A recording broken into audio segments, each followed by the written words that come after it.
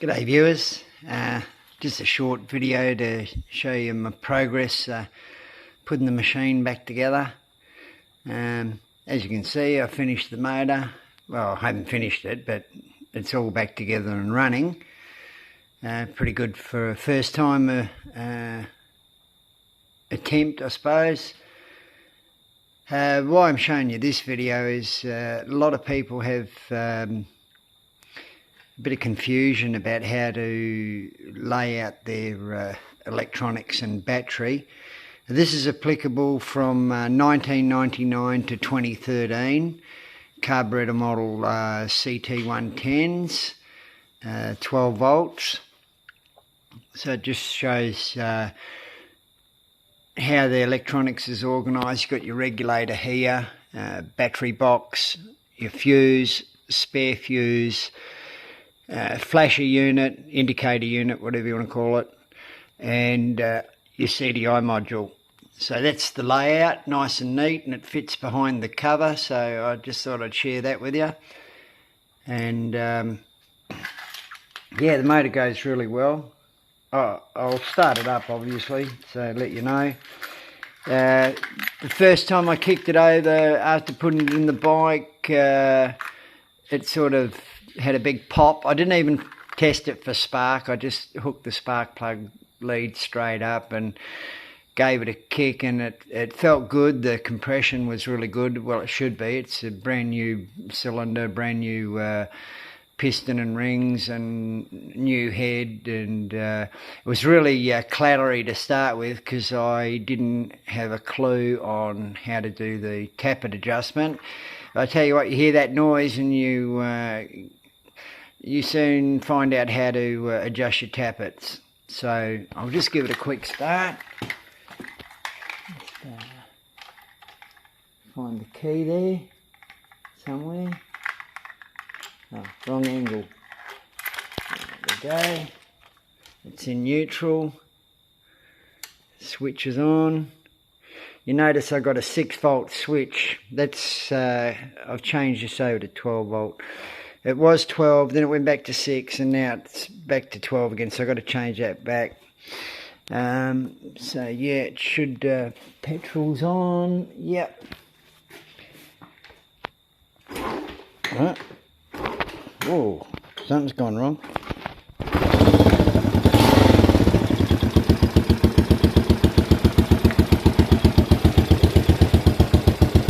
It's idling nice and low. I set it up that way.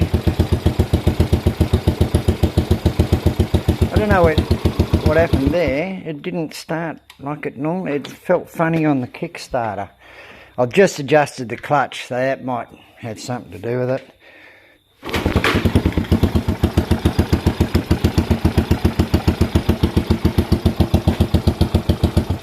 And you see here, I don't know if you can see it, that's split along that seam, so I'm up for a new muffler. What else? But anyway, that's give you a peek at the motor. Not much to see yet. It's not polished. We'll start polishing it now. It's all sealed up. Motor's running fine. I still got some. I still got gearbox issues. I'm going to put the chain on and take it for a little drive up and down the driveway. Just remembering that it's a brand new motor, and it's probably hasn't even had 5 minutes of running yet. So I want to run it in properly, following the book, and not going over 1/3 accelerator and no crazy speeds just yet. You know, probably 10-15 kilometres an hour, just up and down the driveway. I've got about a 100-metre driveway here, so yeah, we'll just take it out for a little spin and see if that gearbox is playing up when it's moving. People tell me there's nothing wrong with the gearbox, but I think there is, so we'll see if I'm right or wrong. Anyway, that's the progress. The The titanium screws work really well. You see they're everywhere. In America, in the States, they call them T-bolts. You get them from a place called T-bolts. Over here in Australia, it's racebolts.com.au. And 95% of my parts come from Lambda. The other 5% would be from just local suppliers and second-hand swap meets and stuff like that. So yeah, these cases, these will polish up beautiful. The casting from Honda's not really, it's not Lamborghini style, I'll tell you that. It's very rough and gritty, so I think I'll just be painting the inner case halves, but the outer cases, they're much better job, much smoother. They'll polish up nicely. So yeah, that's it. I like to keep my videos short so it doesn't bore you too much and you can get straight to the point. And there's one of the problems, this little 3-bearing thing that's in the clutch. I think they call it a clutch retainer bearing or something. See how it's broken? Apparently that's a common fault. That will give you a lot of gearbox problems. Now I don't know if the gearbox caused that problem or that caused the shift problem. So I got a new one from Lambda.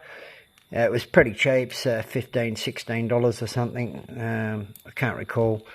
I got it with some other stuff, but yeah, that was definitely one broken component I found.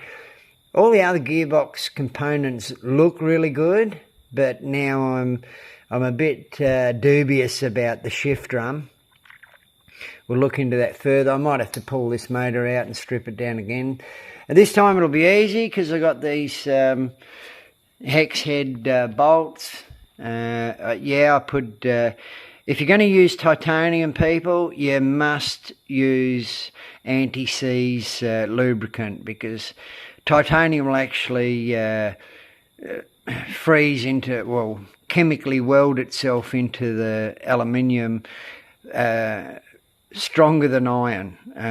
So that's what I've read, and I do believe it. It's different metals have a charge between them, and it's a form of electrolysis. So anyway, that's the progress up to date. As you heard, she starts pretty good. I'll do it again just to make sure. I'm still wondering what that kickstart issue was. Maybe I had it in the wrong position, but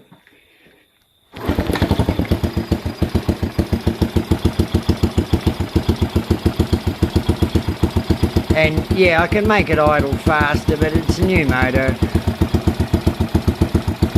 You hear that? The motor's sweet as.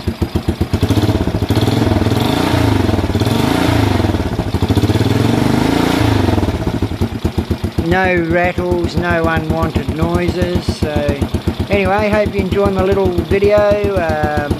Give us a like, subscribe. There'll be plenty more motorcycle videos to come, because I'm an old guy who's reliving his youth and exploring a few different motorbikes. I'll do a couple of builds. This is basically just starting. What I started is worse than that one over there. It was way worse than that one. So I got about 5 bikes here, and I'll do them up. The wife wants me to sell a couple, so I've only got 3. I don't know what the thinking is, but anyway, this one I'll be keeping. I'll get this up to showroom condition, and as soon as I've done that, then I'll start on the next one. I won't do 2 at the time. I just do 1 at a time, concentrate on one, get it done properly, and then we'll move on to the next one. But yeah, it's working. I'm very happy. So thanks for watching, and leave a comment or whatever, and we'll talk to you in the future. See ya.